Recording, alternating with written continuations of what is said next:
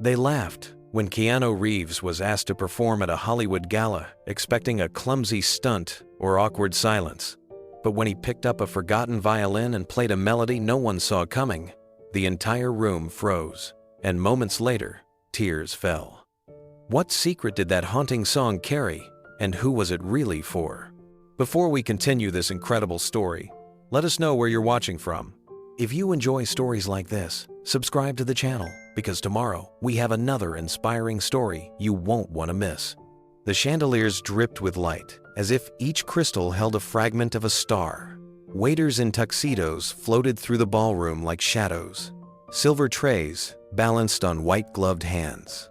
Outside, flashes popped in steady bursts. The red carpet was a storm of cameras and sequins, laughter, and high heels. Tonight was the annual Hearts for Hope Gala, one of Hollywood's most prestigious charity events, held in the ballroom of the iconic Beverly Hills Hotel. The cause was noble, raising funds for children's cancer research. But the energy was pure spectacle. Stretch limousines lined the valet entrance. Luxury cars glided forward, one by one, doors opening to reveal stars, influencers, and socialites wrapped in designer fabrics. A-list actors posed for interviews beneath the glowing event banner. Champagne flowed before the first toast. It was the kind of night made for headlines and hashtags. Everyone came to be seen. Everyone, except Keanu Reeves. He arrived in a nondescript black sedan, alone, just after most of the crowd had filed in. No handlers, no red carpet stops, no interviews. Just Keanu, in a modest black suit and open-collar white shirt, stepping out quietly and slipping past the velvet ropes without a single flash of a camera. He nodded to the doorman, who blinked twice in surprise, then whispered something to a colleague. Keanu didn't pause. He was here for the cause, not the spotlight. Inside the ballroom, soft jazz mingled with the clinking of glasses. Gowns shimmered as couples moved from cocktail tables to silent auction displays. Celebrities caught up like classmates at a reunion. Some posed for photos against the backdrop of gold drapery and towering floral arrangements. Others swapped stories of film premieres and festival awards. Beneath the surface of good intentions was the usual unspoken tension of Hollywood hierarchy: who wore what, who sat where, who gave how much. Keanu bypassed all of it. He stepped into the room like a man walking into a library, calm, present, unhurried. He scanned the space for a seat and chose a small round table near the back where the lights were dimmer and the conversations quieter. He pulled out the chair, sat down, and opened the auction catalog without a sound. On the cover was the photo of a smiling child, bald from treatment, holding up a hand-drawn sign that said, "Thank you for helping me fight." Keanu's eyes lingered on the image. At that moment, a burst of applause broke out near the stage. The host had arrived. Gavin Sparks' late-night talk show royalty, infamous for his sarcasm and sharp tongue, strode across the ballroom floor like he owned the room. His tuxedo shimmered slightly under the lights. His hair was slicked back, perfectly arranged for the cameras. A ring of producers and assistants trailed behind him, murmuring cues into earpieces. Gavin threw up both hands like a rock star taking the stage, grinning wide. He loved events like this. They gave him a stage. And tonight, that stage had Keanu Reeves sitting quietly in the shadows. Gavin Sparks made his way toward the front with a casual swagger, pausing here and there to embrace famous faces and whisper jokes that made them laugh a little too hard. He shook hands with a pop star whose dress was already trending online. He winked at a billionaire tech founder in a glittering navy suit. Every move was practiced. Every joke was calculated. He knew how to play the room. And tonight, he was in full control. He stepped up onto the small, elevated stage just as the jazz band faded out. A spotlight hit him, followed by polite applause. The room dimmed slightly, drawing all eyes to the center. Gavin leaned into the mic with the ease of someone who'd held one for 20 years. His voice rang out, smooth and confident. "Ladies and gentlemen, welcome to the most glamorous night of the year, where your money finally does something meaningful." Laughter rippled through the audience. He grinned, pleased with himself. "Seriously, Tonight is about giving. And for once, not just giving interviews about your next streaming series, more laughter, some of it genuine. Gavin continued his opening monologue, cracking jokes about celebrity diets, Botox rumors, and rival charity events. The crowd ate it up. People clinked glasses and leaned in to hear more. Gavin was a master of tone cutting, but charming, ruthless, but rehearsed. It wasn't long before the attention shifted completely to him. All except for one man, seated in the back. Keanu remained still, eyes on the catalog, flipping to the page that listed the violin donated by a famous concertmaster for the live auction. It sat in a glass display case near the stage, an antique, 19th century piece, rich with history and sound. Keanu's expression barely changed as he studied it, but something flickered behind his eyes. He looked up, scanning the room. Not a single camera had turned his way. Not a single person had approached, and he was fine with that. Meanwhile, Gavin's voice echoed again, louder this time. I just want to take a moment to thank everyone for coming. Your donations tonight will help children fighting for their lives. And if that doesn't move you, he paused, smirking. Maybe guilt will. Laughter erupted. He paced a bit on stage, scanning the crowd like a lion surveying a pack of prey. His eyes landed on Keanu, sitting in the shadows, alone at the back. And then, the corner of Gavin's mouth curled into a mischievous grin. Hey now, wait a second. Is that? He squinted theatrically, shielding his eyes from the spotlight. It is! We've got John Wick in the house! Heads turned, a few gasps, then quiet chuckles. Someone clapped half-heartedly. Keanu looked up, caught the spotlight's edge, and gave a small nod. He didn't smile, he didn't frown. He simply acknowledged the room with the grace of someone who'd been through this dance before. The air shifted just slightly. Gavin hadn't even started yet. Gavin leaned into the moment. Oh, come on, people, he said with a grin. Keanu Reeves, everybody. The man who says 5 words per movie and still makes $1 billion at the box office. More laughter, a few nervous glances. Some guests looked toward Keanu to gauge his reaction, but he gave none. He remained seated, posture relaxed, eyes calm. If he felt anything, he didn't show it. And let's be honest, Gavin went on, pacing the stage like a predator warming up. We all love him. He's the nicest guy in Hollywood, right? Gave away half his Matrix money, rides the subway, eats alone at diners. Legend. A few people clapped at that. Gavin nodded. But let's also admit we're not exactly expecting Shakespeare from the guy. Unless they're planning Hamlet, Reloaded, am I right? A louder wave of laughter rolled through the room. The band chuckled. Even some of the gala organizers smiled uncomfortably. It wasn't mean, exactly. Not yet, just towing the line. Gavin was known for this kind of thing, and no one ever called him out for it. Keanu took a sip of water, then placed the glass back down gently. From her spot near the orchestra pit, a young violinist caught his eye. She'd been adjusting her strings and tuning quietly through Gavin's monologue, but now she looked up, unsure what she was witnessing. She didn't recognize Keanu, not really, but something about the way he sat, so still and silent, made her pause. She smiled gently in his direction. He returned a soft nod.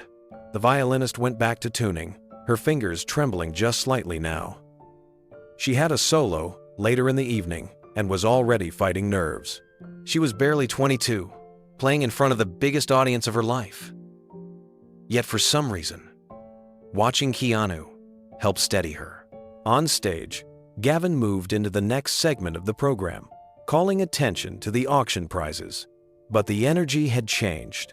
The laughter still lingered, but it didn't echo as far. Something about Keanu's presence, his silence, his dignity, was starting to pull attention without effort, even from the back of the room. Still, Gavin pressed on, reading from the teleprompter, introducing the celebrity chefs who prepared the 5-course meal. The screen above the stage flashed images of truffle risotto, seared halibut, and wine pairings flown in from Europe. The crowd was dazzled again, their attention swinging like a spotlight until someone behind the scenes whispered something to Gavin. He paused, then smirked. "Ah, and before we start with the main course, don't go anywhere. We've got a surprise open mic challenge later tonight. Anyone from the audience who wants to show off a hidden talent? The stage will be yours." The room buzzed. Maybe even our man Keanu will bless us with some of those legendary kung fu moves. Laughter, again. But this time, thinner, less confident. Keanu just looked at the violin. Not at Gavin, not at the crowd, just at the violin, glowing softly under the stage lights, locked in its case. And somewhere, far away in memory, a haunting melody began to stir. The lights dimmed just slightly as Gavin Sparks took a few steps center stage. His presence commanded attention, but not because he was inspiring. It was because everyone knew he might say something they weren't ready for. He held a glass of champagne in one hand, the microphone in the other, and looked out over a sea of carefully curated faces. This was his playground. "All right," he said, pacing slowly. "Before we get to the expensive stuff, food, wine, and feelings, let's warm things up, shall we?" The audience chuckled. "I mean, what's a charity gala without a little honest fun, right?" He grinned and continued with a rapid-fire rhythm, poking fun at a singer's fifth divorce, a producer's failed app launch, and a former child actor's reality television comeback. Each jab landed with a mixture of laughter and awkward glances. That was Gavin's signature, walking the tightrope between clever and cruel. And people kept letting him do it. He took a beat, looked toward the tables in the back, then did a theatrical double take. "Oh no, no way. Look who's sitting way back there." The spotlight adjusted slightly, and heads turned. Gavin's grin widened. "Ladies and gentlemen, John Wick himself. Did someone get lost on the way to a stunt audition?" There it was. A ripple of laughter moved through the room. Not loud, but audible. A few claps. Several people shifted in their seats. Some glanced toward Keanu Reeves, seated alone at his table near the back. He didn't move. He didn't roll his eyes or look offended. He simply lifted his water glass, took a calm sip, and placed it back down. His expression didn't change. Gavin, sensing a pause, pressed forward. "Now don't get me wrong," he said, walking slowly along the edge of the stage. "We love Keanu. The guy's a walking meme of kindness. Gives up his subway seat, buys strangers breakfast, rescues puppies from burning buildings, okay. Maybe not that last one, but honestly, would you be surprised?" A few people laughed. "But let's be honest. If it doesn't involve dodging bullets in slow motion, are we even sure the guy can act?" This time, the laughter was louder, but not comfortable. It echoed in pockets. Some laughed out of habit. Others looked down at their plates. And a few started to feel the weight of it. At his table, Keanu kept his gaze down. His hand rested on the auction booklet. His breathing was steady. A few guests near him leaned in as if to whisper, but no one said a word until one older woman, elegant and silver-haired, leaned just slightly in his direction. Her voice was barely audible beneath the ambient sound. "You deserve better than that." Keanu gave the smallest of shrugs, as if to say, "It's fine," but something in his eyes said it wasn't. Gavin strolled back to the microphone stand, chuckling as if he were still in on a joke the rest of the room hadn't quite caught up to. He took a slow sip from his glass, set it down on a nearby stool, and turned back to face the crowd with that same smug confidence that had made him a late-night staple for over a decade. "But really," he said, lowering his voice just enough to seem conspiratorial, "you have to admire the guy." He gestured toward the back. "I mean, most actors spend their entire careers trying to be taken seriously. Keanu's made a fortune saying 3 words and punching people in the face. That's efficiency." Scattered laughter again. But now it felt forced. The energy in the room had shifted. Conversations had paused. Forks stopped moving. People were starting to notice the silence behind the laughs. A few guests glanced toward the stage, then back at Keanu. Still, Gavin kept going. "You think he'll do something tonight?" he asked, raising an eyebrow. "Maybe leap onto the stage and pull off a slow-motion triple backflip, or maybe, just maybe, he'll finally recite Shakespeare. To be or not to be, "Whoa." A couple of chuckles. But mostly, there was hesitation. Keanu didn't look up. He folded the auction catalog and set it on the table. One hand remained on top of it. His other hand rested on his lap. There was no tension in his shoulders, no shift in posture, but his silence said everything, and people were starting to feel it. At the orchestra pit, the young violinist lowered her bow. She had stopped tuning altogether. Her eyes had drifted toward Keanu and stayed there. She didn't know much about him, just what she'd seen in passing on the internet. But something about the way he was sitting, alone and quiet, surrounded by strangers who didn't know how to defend him, stirred something inside her. She glanced around the room. No one was speaking up. Not yet. Gavin cleared his throat and delivered the line he thought would land the hardest. "Hey, maybe we'll get lucky and Keanu will break into some kung fu before dessert. Imagine that black suit, flying kick, vegan cheesecake flying everywhere." This time, the laugh fell flat. It tried to rise but stopped short of the ceiling. Several guests turned away from the stage altogether. A couple exchanged looks. Even the stage crew behind the curtains seemed to freeze. And finally, someone at Keanu's table, a man in a tuxedo with a program tucked under his arm, leaned forward and whispered something too quiet to hear. He looked apologetic. But Keanu raised one hand gently, a simple gesture that said, "Let it go." He didn't smile. He didn't frown. He just existed in the quiet. And that quiet was getting louder. The MC's grin faltered just a flicker, enough for those paying attention to notice. Gavin took a moment to glance at his cue cards, as if searching for the next safe laugh.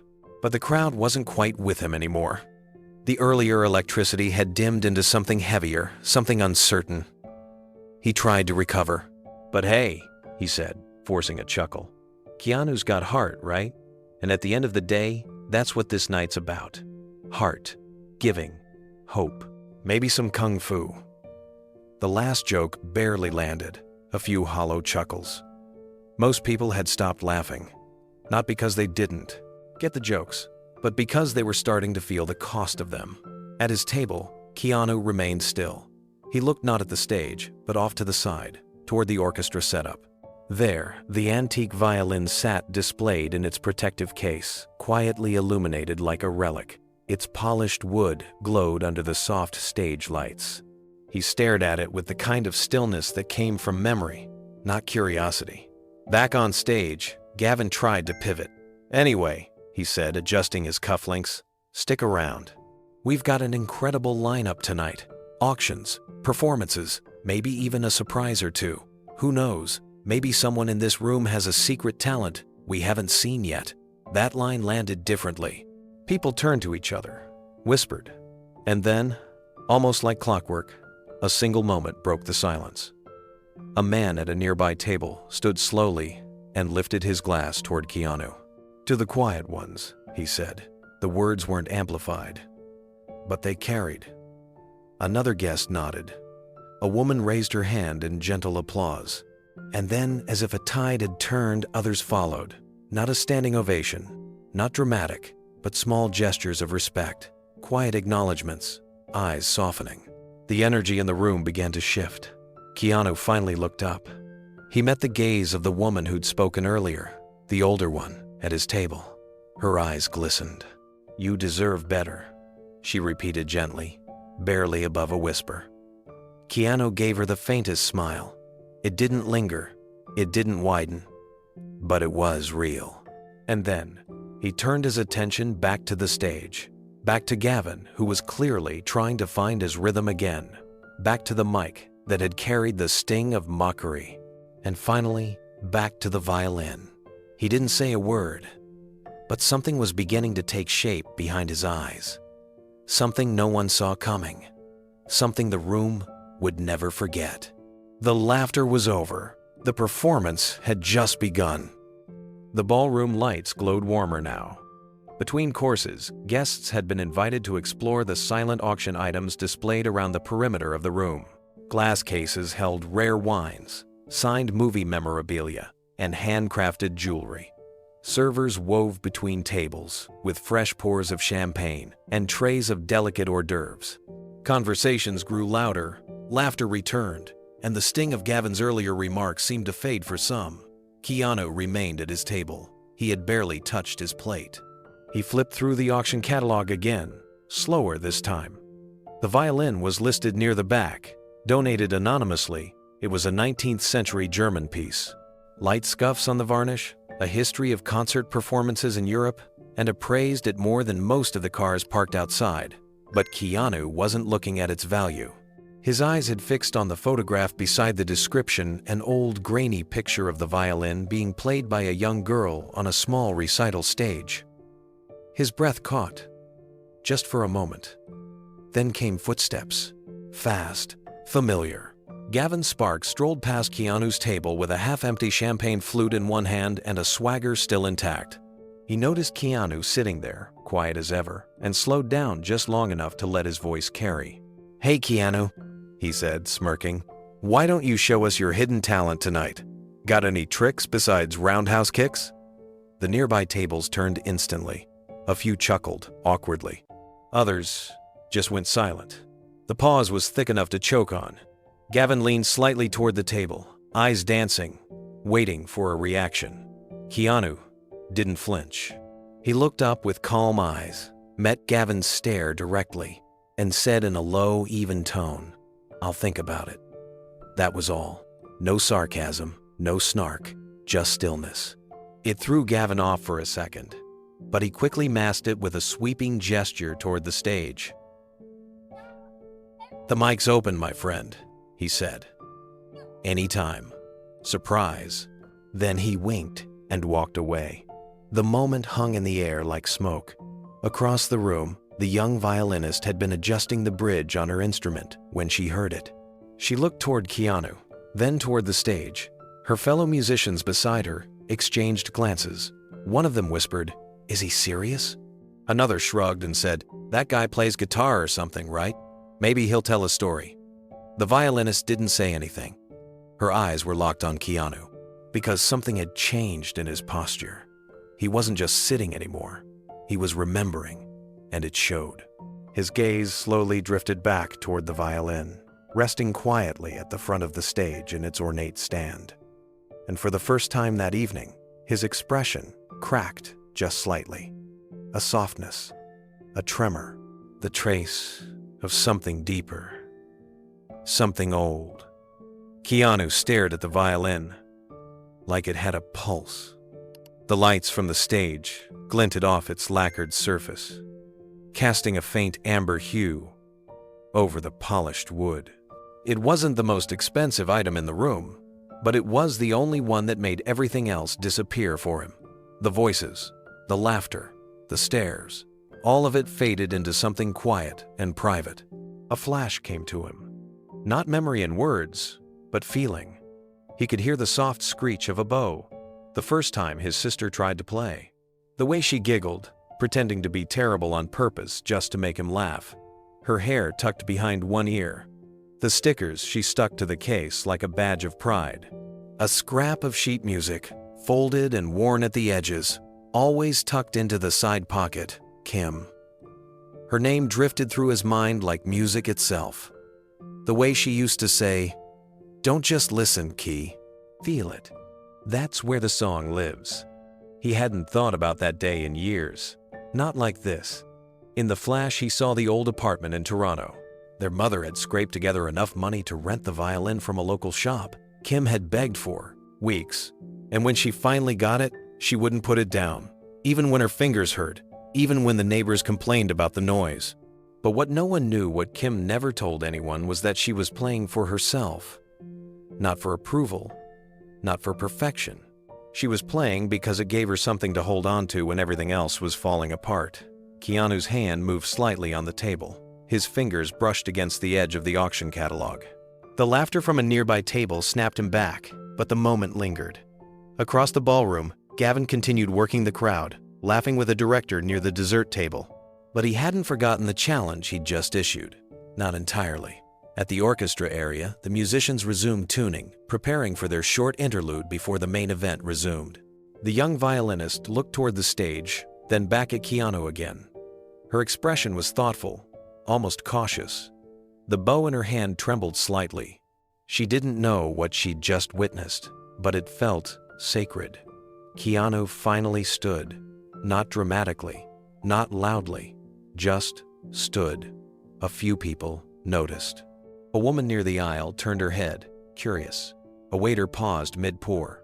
Gavin, from across the room, looked over his shoulder and raised an eyebrow. But Keanu didn't look at any of them. He walked quietly toward the edge of the ballroom. Not toward the doors, but toward the stage. And as he moved, eyes followed.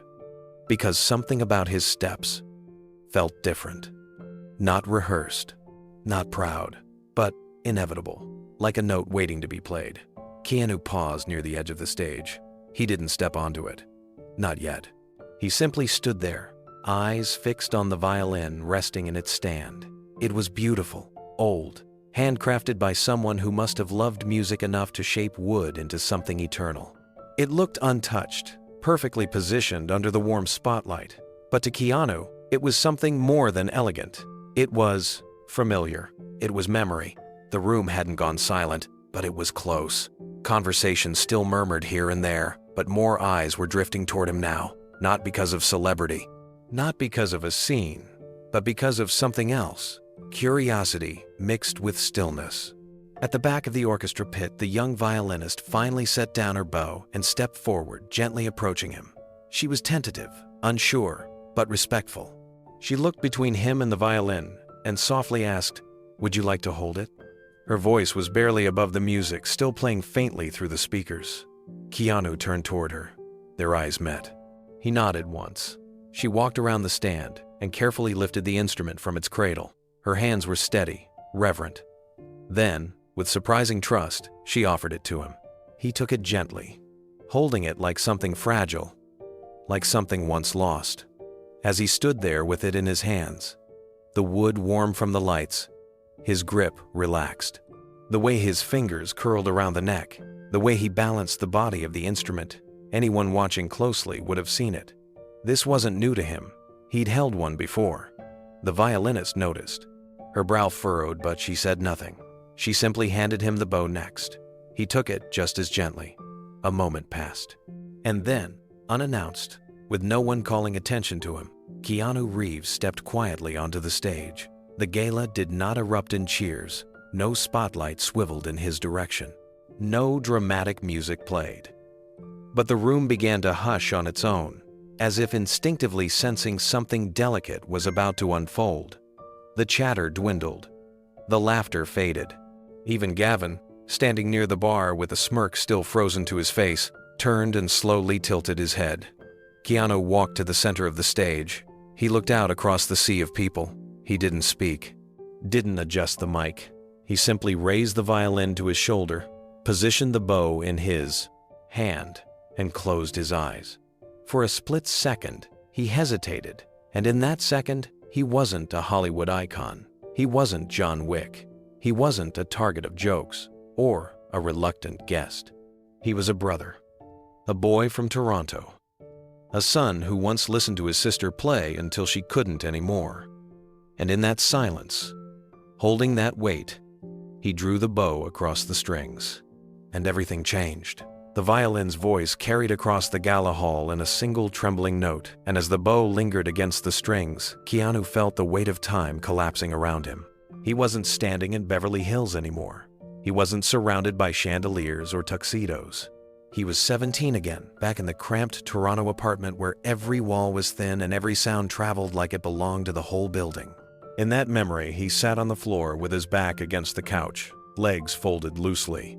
His sister Kim sat on the edge of their shared bed, violin tucked against her shoulder. Her fingers were awkward at first, still learning where to press, still finding her rhythm. The bow screeched once, twice, and she cringed before laughing at herself. She looked at him with eyes that danced between embarrassment and defiance. "You're not supposed to laugh," she said, trying to stay serious. "This is art." He laughed anyway, the sound of it echoing against the peeling wallpaper. She rolled her eyes and adjusted the violin again, determined. The strings squealed once more, but this time, she didn't break. She pressed on, coaxing out a shaky melody that was just barely recognizable. "See?" she said, lowering the bow. "It's supposed to sound like that." Keanu raised an eyebrow. "Really?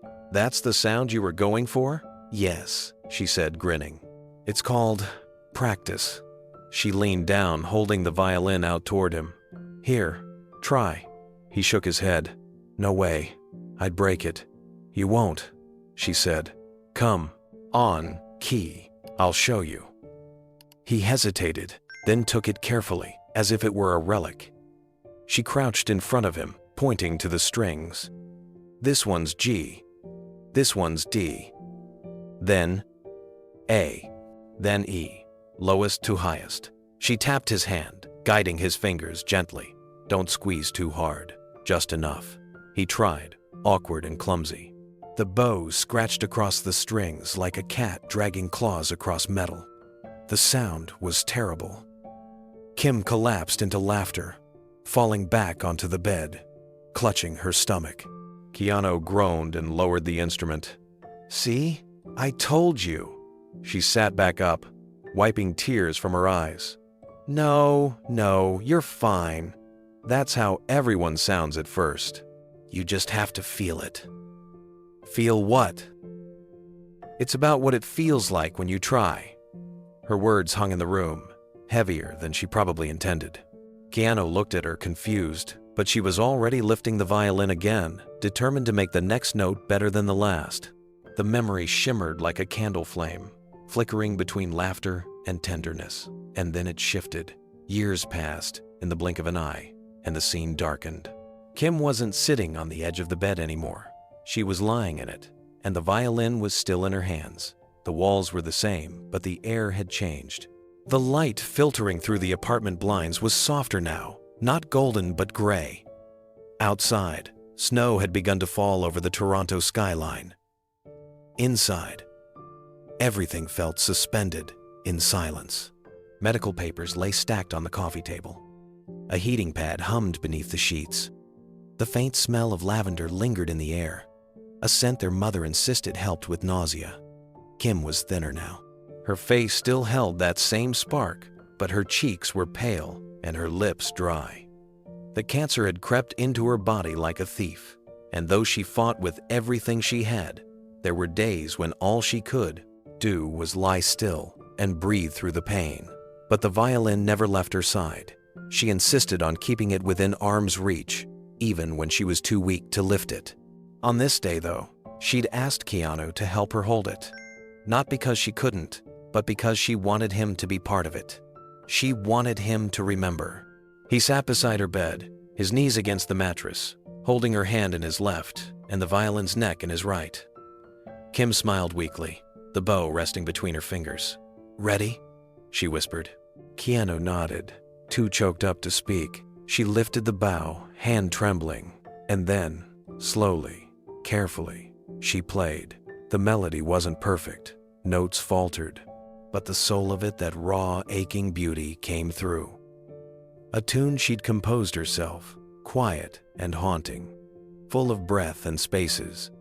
It rose and fell like a lullaby, made from goodbye. And Keanu felt every note settle in his chest like a stone dropped into deep water. He didn't cry at first. He just sat still, holding her hand as she played, feeling the music more than hearing it. But when the final note drifted off, lingering in the air like the echo of something sacred, his body folded forward, his forehead pressed gently against her shoulder, and then the tears came. Not loud, not messy, just full. Kim set the bow down, rested her head against his, and whispered, "That was for you." He remembered that. Every word. He'd never played a note in public, never touched a violin since. Until tonight. Back in the present, Keanu's eyes blinked open. He wasn't on the apartment floor anymore. He wasn't beside a hospital bed. He was on stage, still holding the violin. The room was still and watching. The young violinist had stepped away from the orchestra pit, giving him space, and Gavin, across the ballroom, had stopped talking altogether. No one said a word. Keanu looked down at the violin in his hands. It wasn't hers, but it would have to do. Keanu stepped back from the memory slowly, like someone surfacing from deep water. The warmth of Kim's final melody still pulsed in his chest, carried across years of silence. His hand adjusted slightly on the violin's neck, not for comfort but for control. The weight of it was oddly grounding, as if the instrument had been waiting for him all this time. The young violinist had returned to her chair in the orchestra pit, her eyes still locked on him. She didn't reach for her bow. She simply watched. A few of the other musicians sat frozen, hands on laps, instruments forgotten. It was as if time had gently bowed to him, letting the room take its cue. From the back of the ballroom, someone whispered, "Is he going to play?" Another voice responded, barely audible, "I think so." And in that murmur, a strange kind of hush fell again. Not the forced silence of anticipation, but something reverent, something real. People who had barely noticed Keanu all evening were now on edge, not with curiosity, but with wonder. Keanu didn't announce himself. He didn't look for permission. He simply took 2 steps forward. He stood at the center of the small stage, beneath the amber lights that pooled around him. His black suit caught the glow like a silhouette pressed into gold. He lifted the violin slowly, rested it against his chin. His fingers found the right place on the neck, though they trembled slightly from something more than nerves. And then he looked out. Not at the crowd, not at Gavin, not at the auction tables or the cameras or the crystal chandeliers. He looked out beyond them, as if his sister was somewhere in the back of the room, watching, listening, waiting. Then he lowered his gaze to the strings, took a single breath, and waited. The entire ballroom leaned in as if drawn by invisible thread. Even Gavin Sparks, who moments ago was still recovering from his awkward mic drop, now stood by the side of the bar, arms crossed, unsure what to make of it all. Keanu didn't move yet. His bow remained still. But his mind flashed once more. Not to the hospital, not to Kim's last days, but to the time she played this melody for him when she was at her strongest, when her hair was long, when the music poured from her like light from a flame, when she said, "If I ever can't play this again, you have to promise you'll try." He had smiled at the time and said, "Try what?" "To feel it," she said, "even if it hurts." Back on stage, Keanu adjusted his grip, and without a word, he began to play. The first note hadn't yet left the strings, but the room was already holding its breath. A hush moved through the ballroom like a slow, rising tide. It wasn't silence created by demand, but by gravity. Something had shifted, and everyone felt it. Waiters slowed, heels paused mid-step, glasses stopped clinking. The orchestra had stopped tuning without realizing. Eyes turned toward the stage, toward the man in black, now holding a violin like it wasn't an object, but a memory he'd been carrying for years. Gavin Sparks tried to cut through the moment. He stepped slightly forward from the bar, raised his voice just enough to be heard. "Oh, this is happening?" he said with a forced grin. "All right, Neo's gonna rock the mic." A few chuckles fluttered across the room, but no one really laughed. No one joined in. Keanu didn't flinch, didn't look at Gavin, didn't acknowledge the comment at all. He raised the violin again, gently fitting it under his chin. He wasn't in a rush. Every movement was deliberate, calm, sacred, as if he were stepping into a place far away from this hotel, far away from the cameras, the jokes, and the roles people thought he should play. The young violinist stepped forward quietly from the orchestra pit. Without speaking, she extended her bow toward him. Their hands met in that small exchange, and her eyes told him everything he needed: respect, support, stillness. She nodded once, then stepped back.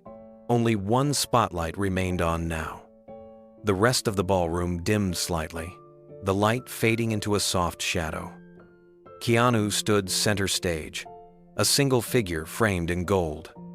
He took one slow breath, and then the bow met the strings. The sound was not perfect, it was not clean, but it was alive, A raw, trembling note cut through the quiet, not loud but full. It swelled in the space like smoke curling from an unseen fire. The room held still.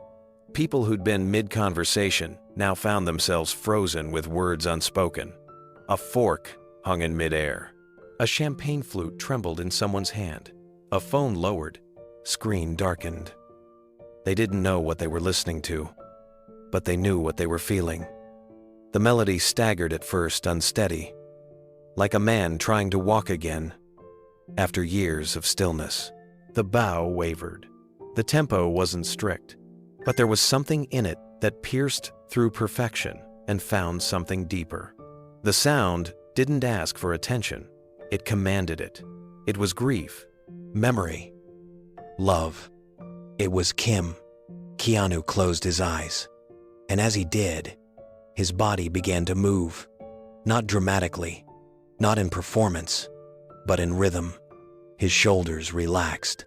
His fingers curled more naturally around the neck. The bow moved slower now, smoother, as if the instrument had begun to remember him just as he remembered it. The tune was hers, every note of it, and for the first time since she left, it was being played again. The melody wrapped itself around the room like smoke in candlelight. Somewhere near the center, a woman clasped her hands together without realizing. Her eyes brimmed. A producer in a sharp velvet jacket tilted his head, lips slightly parted, stunned. At the far corner, a young server, who had only taken this job for the tips, now stood motionless, tray trembling just a little in his grip. It didn't sound like a performance. It sounded like a confession. Keanu's fingers stumbled once, but he didn't stop. He kept going, breathing with the music, coaxing it forward like he was remembering it note by note, as if each phrase were a step deeper into something buried but unfinished. The melody rose gently, hesitant and tender, like a lullaby that had once been played in a bedroom lit only by a night lamp and quiet dreams. It wasn't clean, but it was honest. It was beautiful, because it wasn't perfect. At the back of the room, Gavin Sparks didn't speak. He lowered his champagne glass slowly, eyes locked on Keanu. His usual smirk had vanished. It wasn't that he felt guilt yet, he just didn't know what to feel. This wasn't the reaction he expected. This wasn't the moment he thought he'd created. He had made a joke. But what was unfolding in front of him was not a joke.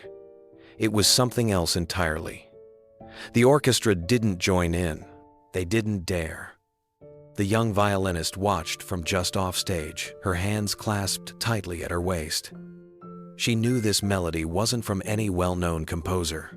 It wasn't rehearsed. It wasn't polished. It wasn't even in standard tempo. But it had something more than all of that. It had soul. And as Keanu moved into the second pass of the melody, a ripple of breath moved through the crowd. People inhaled slowly, exhaled quietly. The gala had transformed. The lights, the glitter, the ego, all of it, dissolved in the face of something raw and human. Even the photographers had lowered their cameras. There was nothing to capture, only something to feel.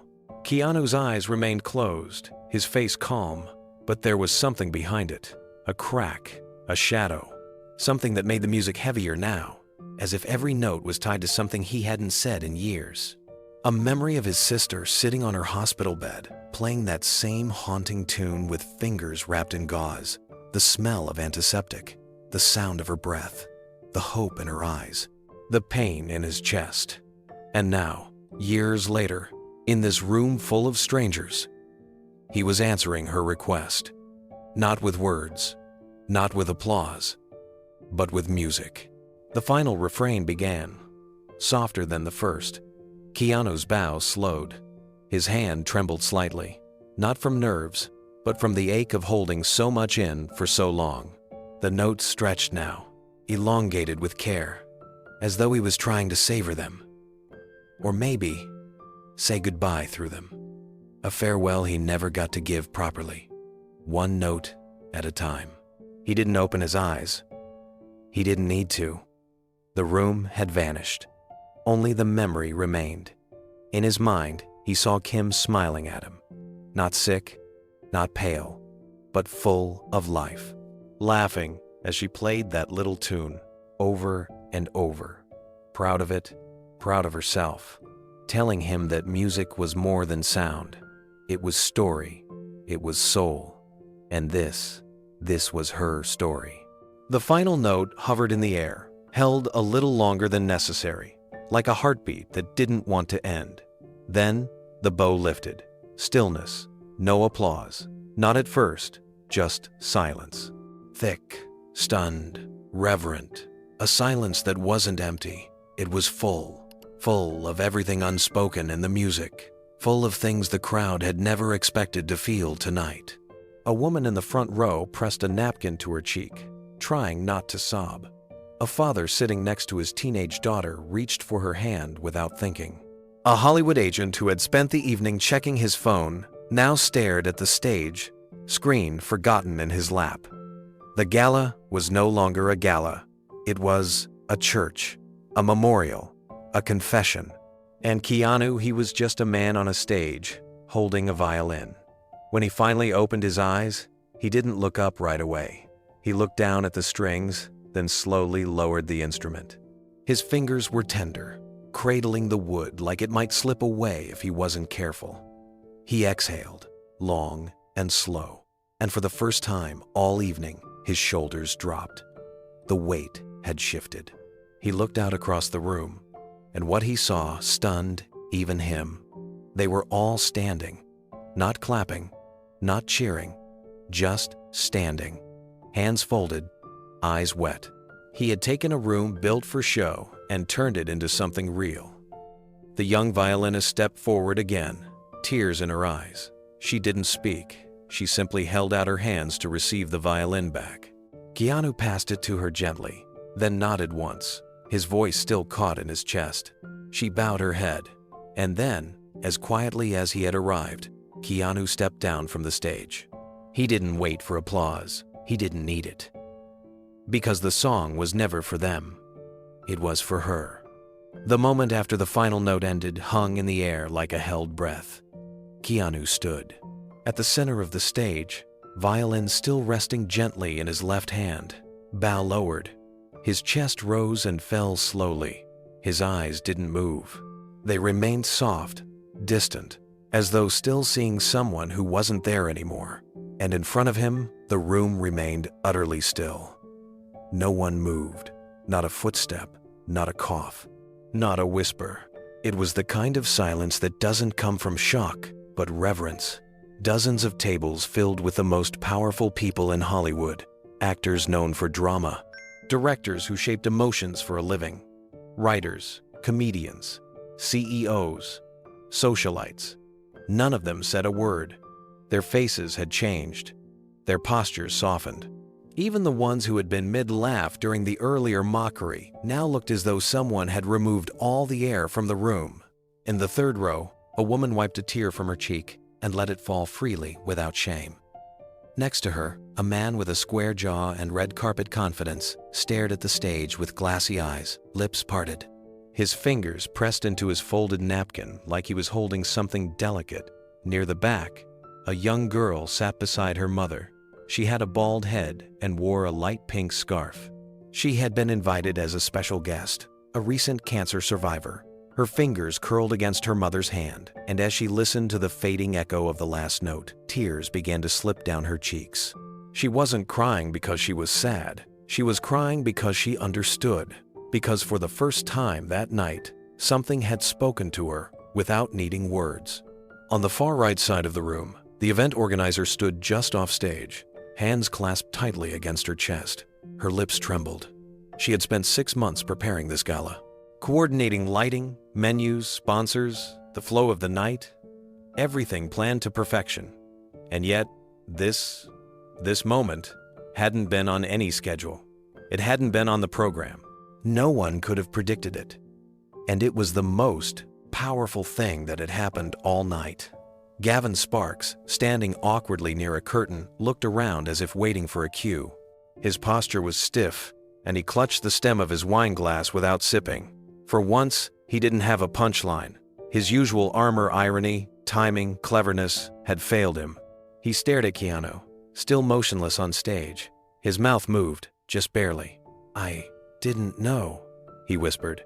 But no one was listening to him anymore. They were still watching the man who had said nothing and changed everything. Keanu lowered the violin slowly, the way someone closes the lid of an old keepsake box. His fingers lingered a second longer on the worn wood before he turned and walked toward the edge of the stage. No spotlight followed him. No music swelled. Just the sound of his shoes brushing softly against the polished floor. He didn't bow right away. He just paused. He turned his head slightly to glance back at the crowd, now utterly transformed. They weren't watching a celebrity anymore.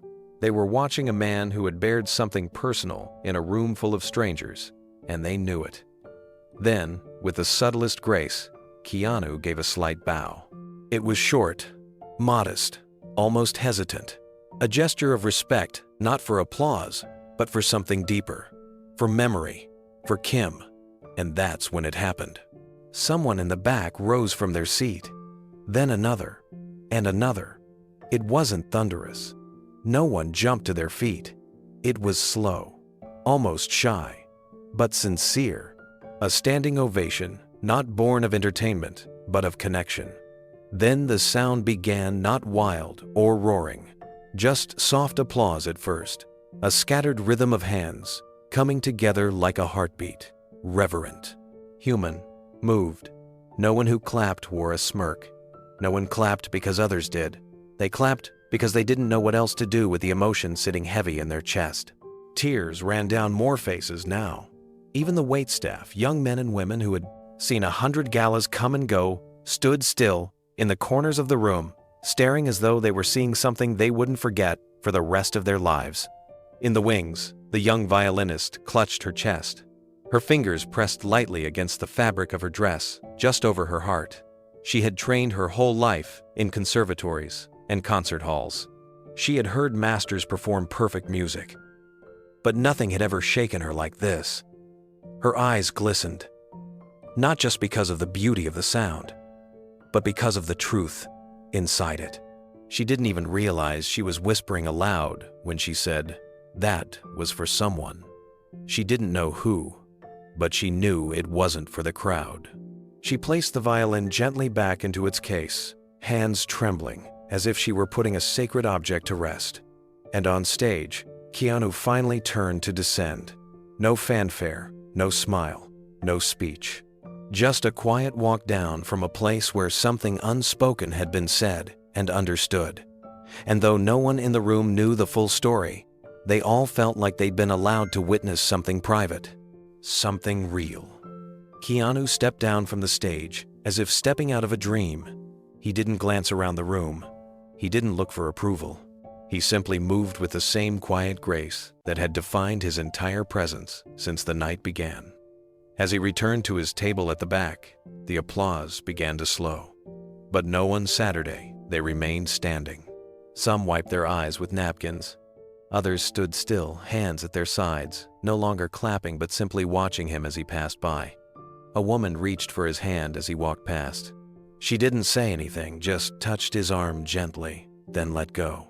Keanu nodded once. That was enough. At his table, his chair remained untouched, napkins still folded perfectly beside the untouched plate. He sat down, rested his hands on the edge of the table, and took a deep breath. The sound of applause faded into quiet. Only the hum of ambient lights remained. For a few seconds, the entire ballroom remained suspended in stillness, like no one wanted to be the first to speak, afraid that anything they said would break the spell. Eventually, a soft chime rang out, someone signaling the resumption of the event, but no one moved right away. Even Gavin, still off stage, didn't rush back to the microphone. He watched Keanu from a distance, arms still folded, a frown stitched lightly across his face, not angry, not confused, but unsure. He turned to one of the producers beside him and said, low under his breath, "I didn't know." The producer didn't respond. There was nothing to add. The story had already been told. Back at the orchestra pit, the young violinist took her seat again, but she didn't pick up her instrument. She just looked at the now empty stage and exhaled slowly. as though something had been released from her too. One of the older musicians leaned toward her and asked softly, "Do you know what he played?" She shook her head. "Number, but I felt it." The conductor stood off to the side, arms crossed, lips pressed together. He didn't say it aloud, but he agreed. That wasn't sheet music. That was something else. At the far end of the room, near the silent auction displays, two guests whispered quietly. One said, "Was that a song he wrote?" The other replied, "I don't think it matters."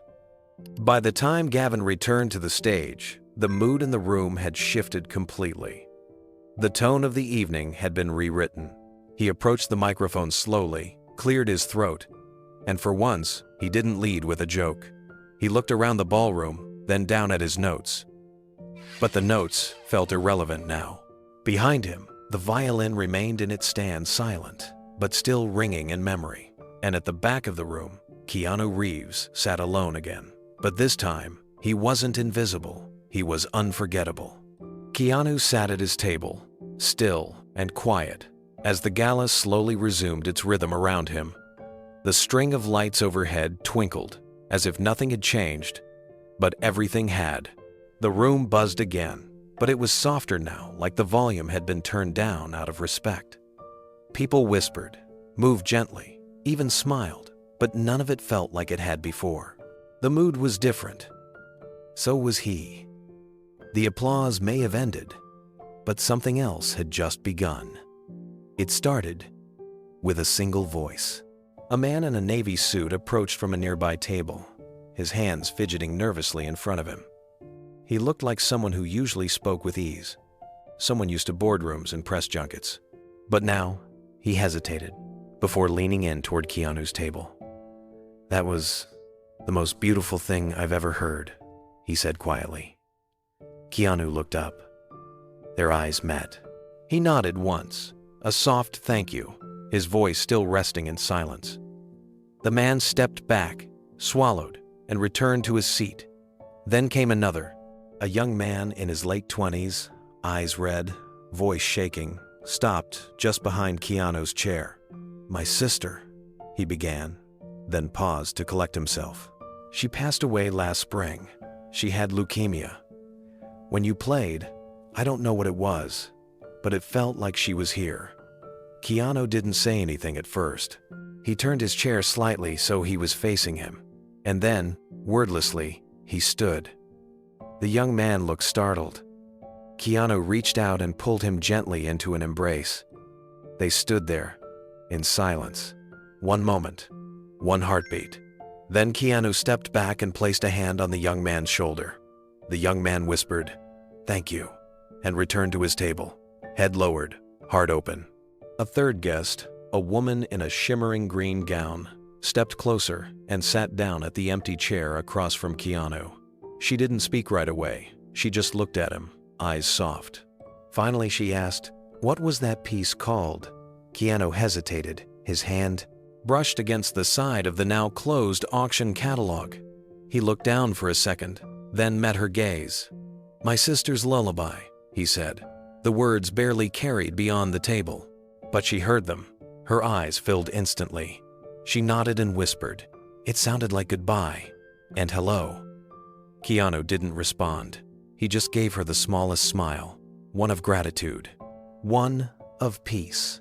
Around the room, more guests glanced over. Some approached and simply touched his shoulder in passing. Others nodded silently from afar. There were no selfies, no handshakes, no questions about films or awards. No one treated him like a celebrity anymore. He was just a man who had spoken through music, and everyone had heard him. As the evening drifted forward, the gala regained a semblance of its original rhythm. Plates cleared, wine refilled, auction paddles raised.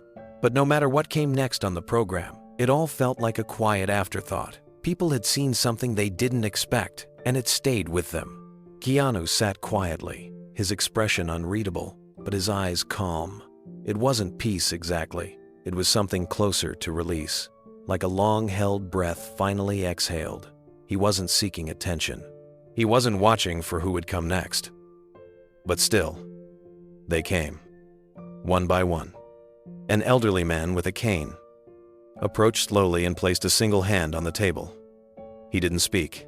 He just gave Keanu a long look, then nodded once, as if passing along a message only the heart could understand. Keanu nodded back. A pair of teenage girls who had been seated with their parents at a table near the back approached together, hands clasped. One of them barely managed to whisper, "That reminded me of my grandma. She used to play violin before she got sick. It felt like she was here again." Keanu leaned forward and thanked them softly.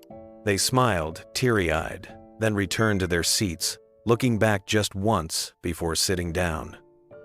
Even the violinist returned, this time with her hands empty.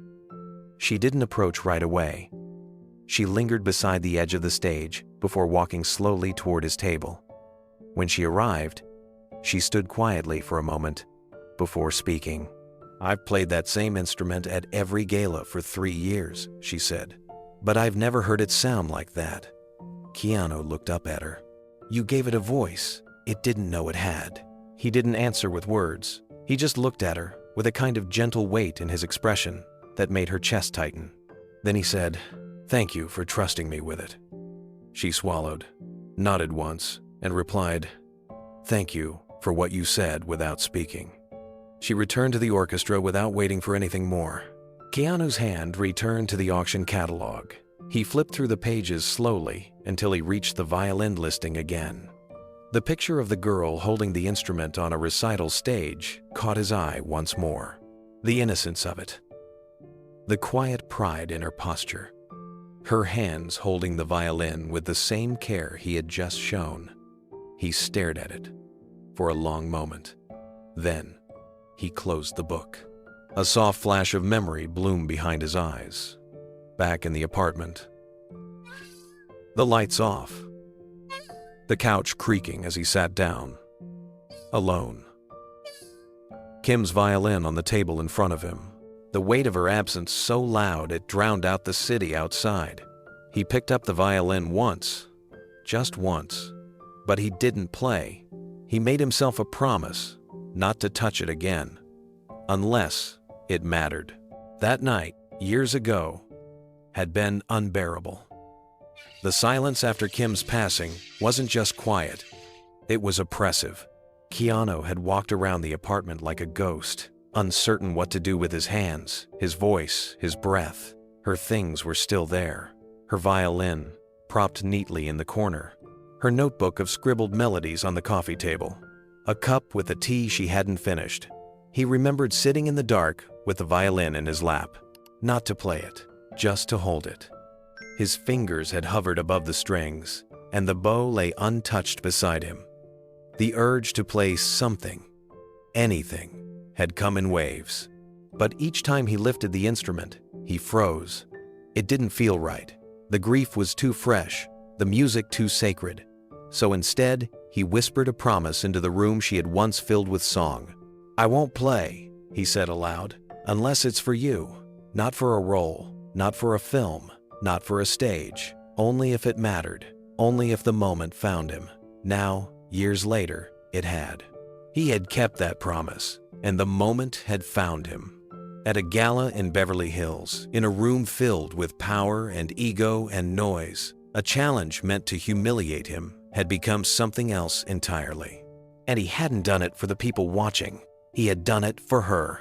As he sat there now, surrounded by the quiet respect of strangers who no longer saw just a Hollywood name, Keanu felt something inside him settle, not disappear, not heal completely, but soften. The sharpness of loss had become rounder, quieter, like the echo of a song after the final note. Gavin never returned to his table. He stayed near the side of the ballroom, hands in his pockets, staring at the stage as if unsure how to cross the distance between who he'd been an hour ago and who he had to be now. He looked toward Keanu, opened his mouth once, then closed it again. There was nothing to say. Not tonight. Eventually, the program continued. The auction resumed. The next performer was introduced. But the room hadn't truly moved on, because everyone there would carry that melody with them, not just as a beautiful moment, but as a reminder. That sometimes the quietest voice in the room is the one carrying the most truth. And sometimes, the most unforgettable performance doesn't need an encore. The lights in the ballroom returned to their programmed glow, but the atmosphere remained altered. There was an invisible reverence still, draped over the tables, hanging just beneath the surface of every glance and quiet exchange. No one rushed through dessert. No one was scrolling through their phone. People spoke in softer tones. The laughter that had filled the first half of the evening had been replaced by something more meaningful connection. Keanu sat in the same seat, but now the weight of it felt different. He had said very little all night, a handful of words, a simple gesture, one performance. But it was that stillness, the absence of ego, that had flipped the entire narrative. He had been underestimated, then dismissed, then challenged. And he had answered, not with pride, not with anger, but with truth. And people felt it. Across the room, a director known for high-profile blockbusters leaned toward his wife and whispered, "I didn't know he could play." She nodded, eyes still glossy. "I don't think that was just music." A casting agent sitting nearby picked up her program, flipping past the list of auction items and skimming toward the event's sponsor credits. But her eyes kept drifting back to Keanu. She'd seen 1,000 auditions, 1,000 actors try to perform emotion. But what she'd witnessed on stage tonight wasn't performance. It was vulnerability. And that was rare. A younger man seated at the furthest corner table leaned back in his chair, thinking about what had just happened. He wasn't from the film world. He was a donor, invited through a friend, skeptical about celebrity galas in general. But something about the way Keanu had carried himself, quiet, unpolished, raw, left him thinking about his own younger brother, a musician, who had once told him that the most powerful note in a song was the one you don't expect. He looked down at his phone and opened the comments section of the event's live stream replay, which had been uploaded by one of the gala organizers. Thousands were already reacting to the clip, some in shock, some in awe. He typed the word slowly, "Stay humble." He didn't know why it felt right, but it did. The phrase began appearing again and again from different corners of the country, different time zones, different people who had watched that moment and felt something personal in it. People who knew what it felt like to be overlooked, dismissed, talked down to, and people who knew the quiet power of not needing to shout to be heard. If you've ever been underestimated like Keanu, the post read, type, "Stay humble" in the comments. And they did, by the hundreds, then thousands. And in that virtual wave of words, something real began to form. It wasn't about Keanu anymore. It was about everyone who had been told they weren't enough. Everyone who had stayed quiet until the moment finally came and let their truth speak louder than anyone expected. Back at the gala, people were still quietly approaching Keanu, not for autographs, not for selfies, but simply to say thank you. A few just stood near his table for a moment before walking away, as if just being close to him meant something now. A woman from the event's planning committee crouched down beside his chair and said, "We'll never forget this. You changed the whole room." He didn't respond with a speech, just a nod, a faint smile. That was all. But the moment had already moved far beyond the four walls of that ballroom. On social media, the clip of Keanu's violin performance was spreading like wildfire. It wasn't polished. The lighting wasn't perfect. The audio wasn't clear. But none of that mattered. What people responded to was the emotion, the silence, the surprise, the dignity. The comments poured in faster than the servers could refill champagne flutes. Someone wrote, "This is why I believe in second chances. The quiet ones have so much to say." Another said, "You never know what someone's carrying with them. He just carried it with music." And over again, those two words kept appearing. Stay humble. A teenager in Montana posted, "I get made fun of at school for playing violin, but watching Keanu made me proud of it again. Stay humble." A retired Army veteran in Texas commented, "I haven't cried in years, but that song broke something open in me. Stay humble. A woman in hospice care in Ohio had the video played for her by her granddaughter. When the song ended, she whispered, "That's what peace sounds like," and asked her nurse to write a comment for her. It read, "Stay humble. From Ruth, age 87. Thank you, Keanu." And still, the phrase grew. It wasn't a trend anymore. It was a reflection of how humility still mattered, of how silence could still be powerful, and of how you never really know someone until the moment they're challenged and answer not with ego, but with grace. The event's livestream reached nearly 1 million views by midnight. The Foundation's donation site nearly crashed from the surge in traffic, but those weren't the numbers that mattered most. What mattered were the stories pouring in. A music teacher in Kansas decided to show the clip in her classroom the next morning. A father in Los Angeles who hadn't spoken to his estranged son in years sent him the video and simply wrote, "This made me think of you." A kid in South Africa, learning to play violin from YouTube tutorials, commented, "One day, I want to play like that. Not perfect, just honest. Stay humble." And somewhere in Toronto, in a small apartment filled with old instruments and new memories, a mother sat watching the performance on her laptop.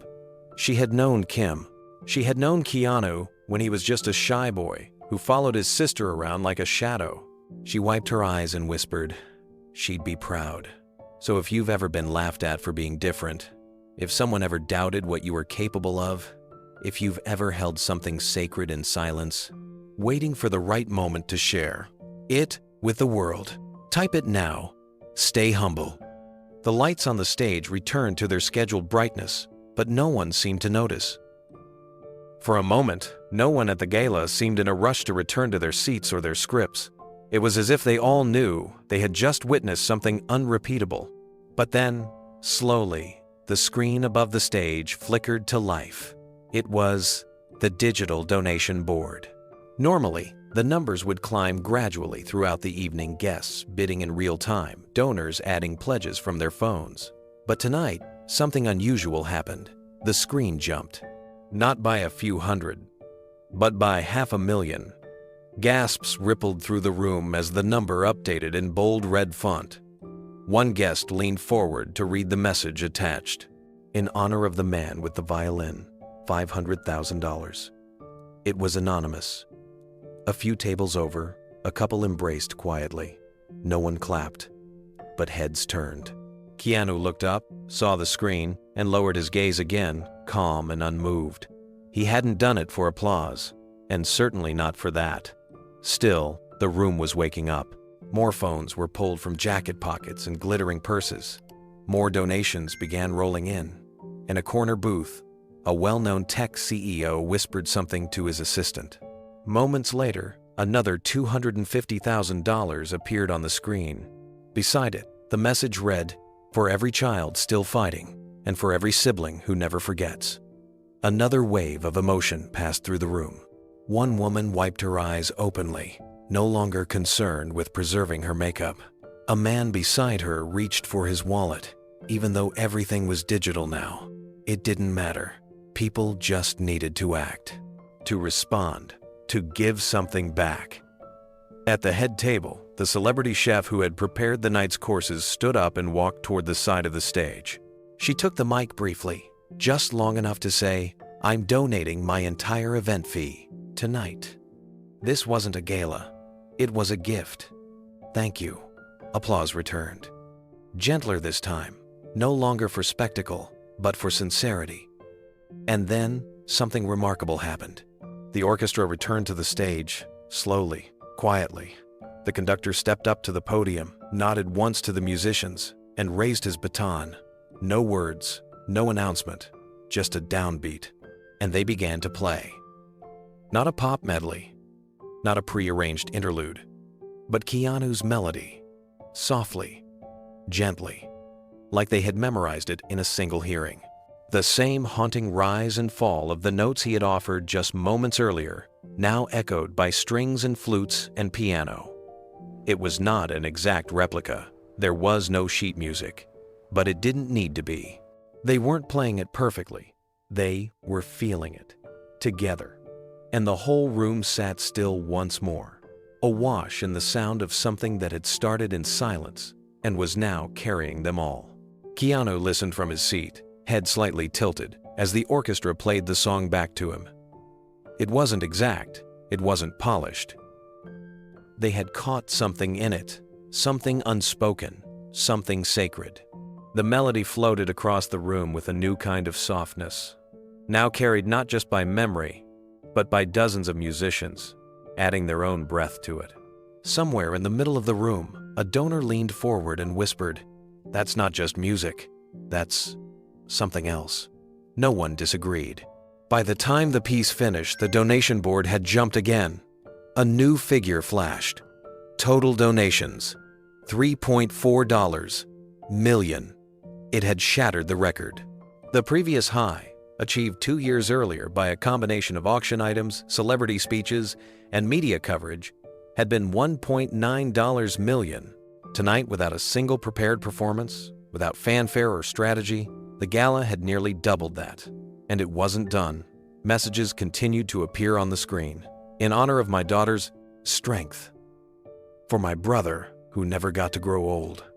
For Kim, even though I never knew her. Keanu sat still, letting it all happen around him. He didn't rise, didn't wave. He wasn't interested in being the center of attention. He had already said everything he needed to say. But someone approached anyway. The young violinist stood beside his table, hands lightly clasped in front of her. Her face was still flushed, her eyes bright. But there was a different kind of energy about her. Now gratitude, awe, and something close to reverence. She waited for a moment, until he looked up at her. Then she asked, softly, "Would you ever record that?" He didn't answer immediately. He looked down at his hands, resting gently on the table, the same hands that had carried so much weight just an hour earlier. When he finally met her gaze, he gave a faint smile. "It's not mine to record," he said, "just to remember." She nodded slowly, understanding exactly what he meant, because the truth was, that melody didn't belong in a studio. It wasn't meant for distribution or editing or playback on repeat. It belonged to a moment, to a memory, to a sister. It belonged to a promise made in the dark, kept in silence, and offered up only when it truly mattered. The young violinist whispered, "Thank you." Then she turned and returned to her seat, without another word. The evening moved forward, but the air still carried the vibration of what had just happened. Conversations started up again, but they were deeper now. Guests didn't talk about movie deals or fashion. They shared stories about their families, about grief, about music, about the things they'd never spoken aloud until that night. And every few minutes, the screen updated again. More donations, more messages. And through it all, Keanu remained still, as if listening to something no one else could hear anymore. But he wasn't listening to applause. He was listening to the echo of his sister's lullaby, now being sung back to him not just in notes, but in kindness. And that was more than enough. Somewhere near the center of the ballroom, a woman named Rachel had been holding her phone discreetly throughout Keanu's performance. She hadn't planned to record anything. It had just been instinct. Something about the way he stepped onto the stage, the stillness of his posture, the quiet before he played. Her phone was already in her hand. She pressed record without thinking. She had forgotten it was still running. She didn't watch the screen as she filmed. Her eyes had stayed locked on Keanu the entire time, like everyone else. But when the last note faded and the applause slowly built behind the silence, her phone was still recording, quietly capturing everything. Later that night, back in her hotel room, she sat on the edge of the bed and watched it again. There was no commentary, no edits. Just the raw moment, one man, one violin, and a room that stopped breathing. She uploaded it at 1:12 a.m. No hashtags. No captions. Just a single title. He didn't speak, he just played. By morning, the video had crossed 5 million views. It spread like wildfire, not because it was shocking, but because it was honest. Real, pure.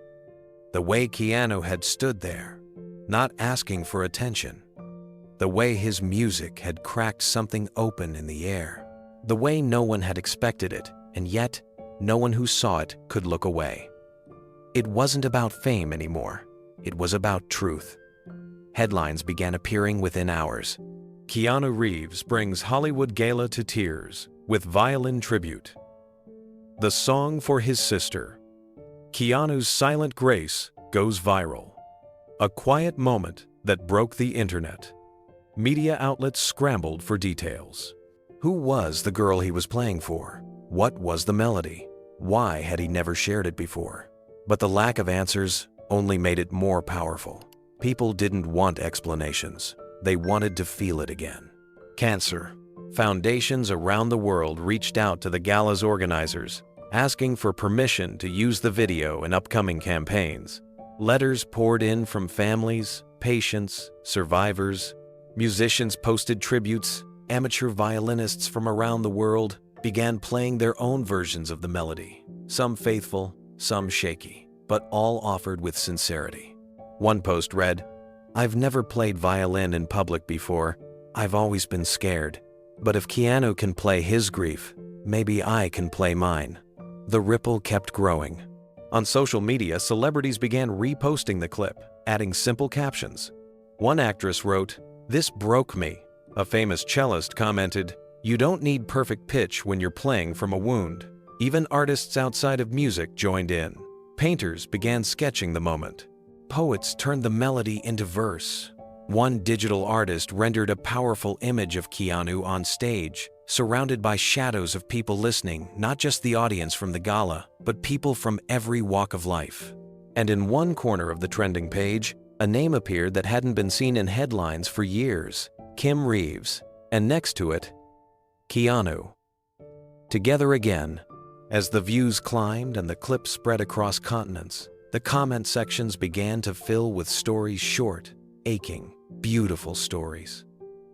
From strangers, from survivors, from siblings. Some left full paragraphs. Others left only a few words. Reminds me of the song my brother wrote before he passed. My sister played flute. I haven't heard anything like this since her funeral. I've never cried watching a video before. This broke me in the best way. In the middle of the scroll, nestled between thousands of likes and shares, was a short post from a verified account. It read, "I was wrong. I'm sorry." It was signed, Gavin Sparks, the same comedian who had made the jokes, who had issued the challenge, who had tried to turn Keanu into a big punchline, now publicly apologizing. He didn't defend himself, he didn't make excuses. He posted the words plainly. No image, no emoji, just an admission. Some were skeptical at first, but then came another post. A handwritten letter, photographed and uploaded. The writing was uneven, like someone had started and stopped a dozen times before finishing. It read, "Last night, I thought I was running the room. I thought I was being clever. But sometimes cleverness is cowardice dressed in confidence. I didn't know what Keanu was carrying. I didn't know about his sister. I didn't know the song would stop time. What I do know now is that humility doesn't need a microphone. It just needs a moment. To Keanu, thank you for letting us feel something real. To Kim, thank you for leaving behind a melody the world needed to hear. Gavin." The response was immediate. Even some of Gavin's harshest critics posted messages of cautious respect, not because the internet is forgiving, but because people could feel the weight of what had changed. In a world where so much felt staged, fake, or filtered, what Keanu had done was unrepeatable. Not because of the fame, not because of the music, but because he hadn't done it for anyone's approval, and people were hungry for that kind of truth. Over the next few days, articles poured in from unexpected places. Medical journals commented on the psychological power of music and grief. Educators shared the video in classrooms to teach emotional expression. Hospice workers played the melody for patients. Some said it helped ease anxiety in the final moments of life. And Keanu? He didn't make a statement. He didn't do an interview. He didn't explain. He just let the melody speak. At one point, his publicist was contacted with dozens of media requests, national morning shows, international news outlets, late-night hosts offering full episodes. But his reply was simple. He's grateful, but the moment said what needed to be said, and the internet respected it. In a rare twist, no one demanded more. The world let the mystery live, because what had happened wasn't about Keanu Reeves, the actor. It was about Keanu Reeves, the brother.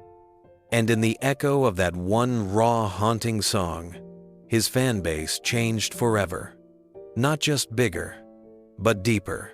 Not just admirers of a movie star, but witnesses of a man who carried grief in silence until the moment called him to lift it into the light.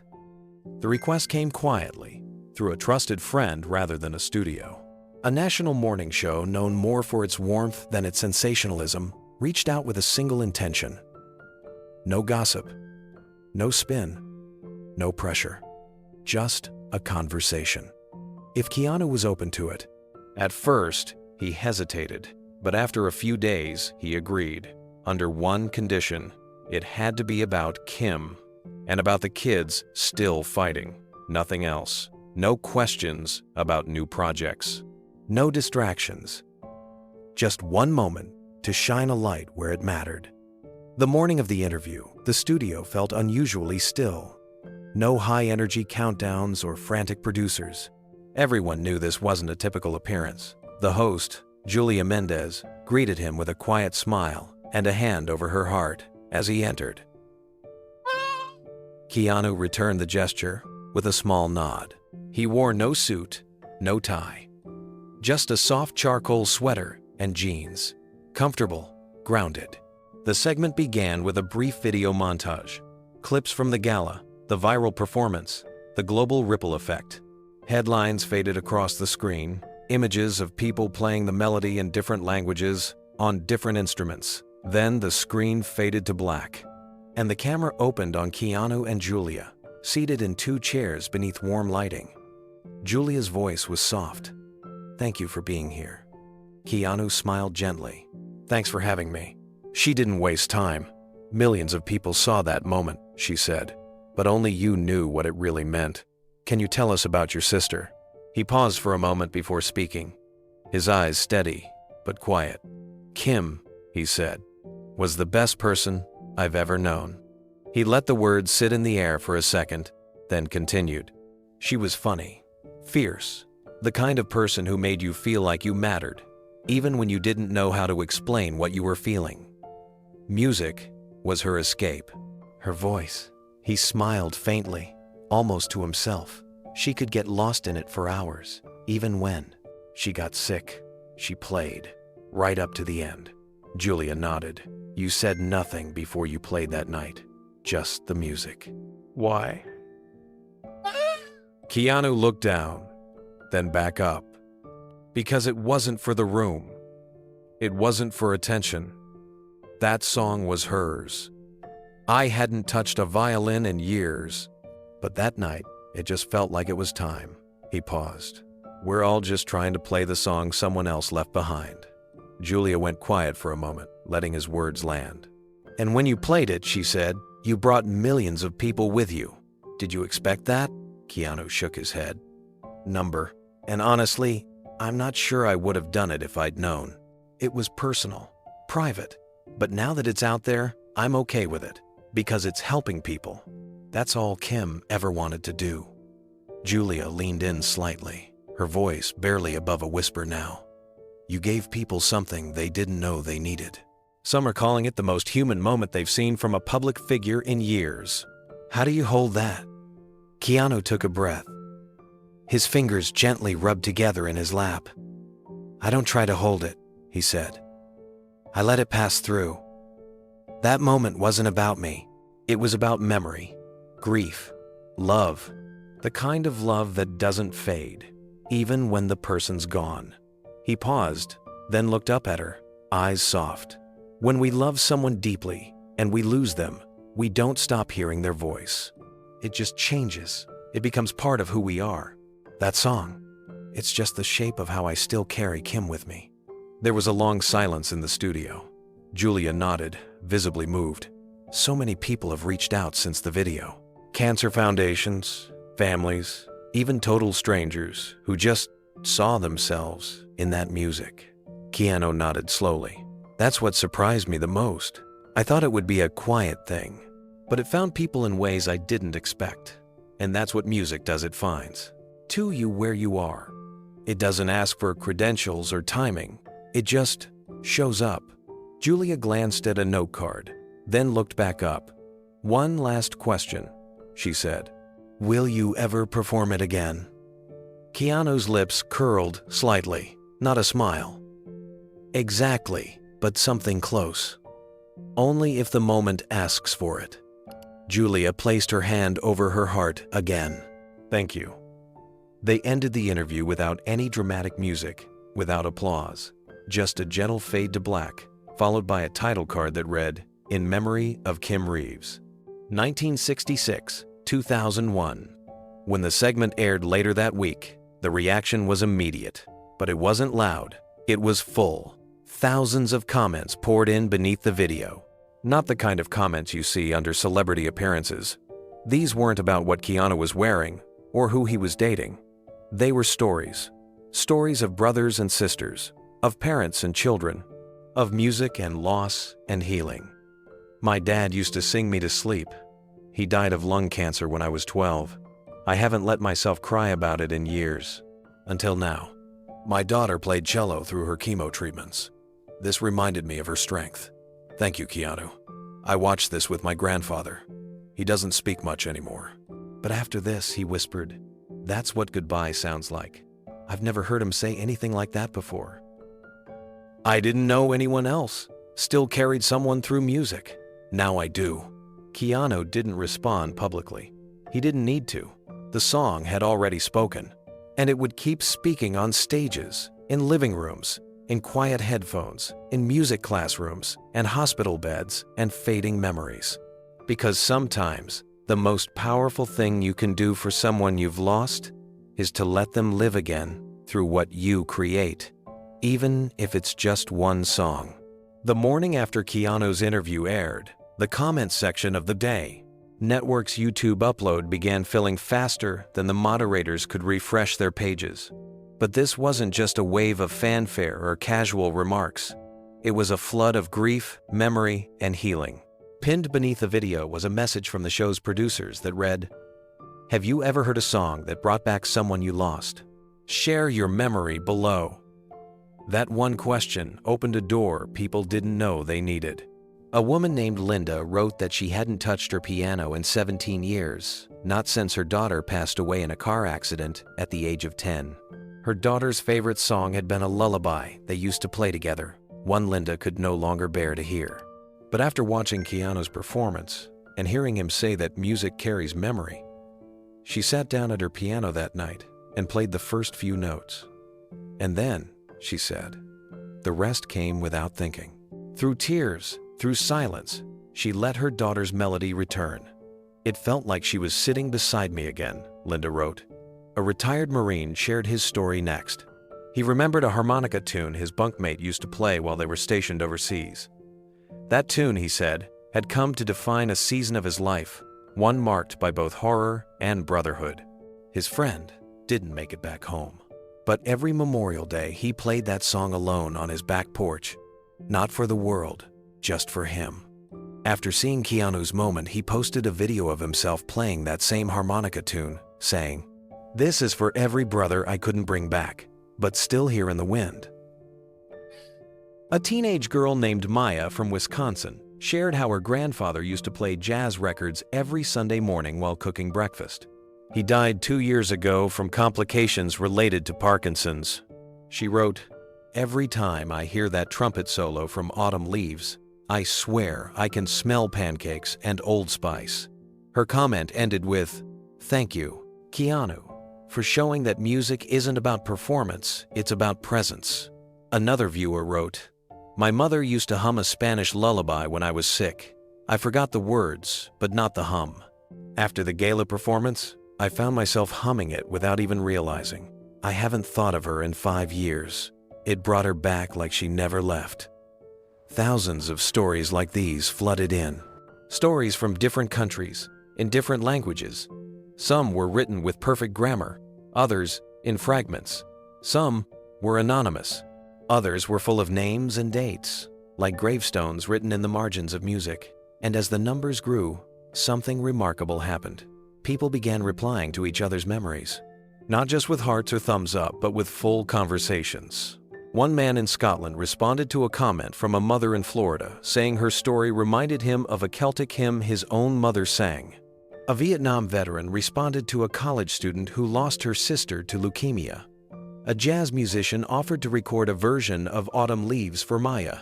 It wasn't a comment section anymore. It had become a memorial garden. Within days, media outlets began noticing what was happening. Headlines emerged not just about Keanu Reeves's unexpected violin performance, but about the movement it had sparked.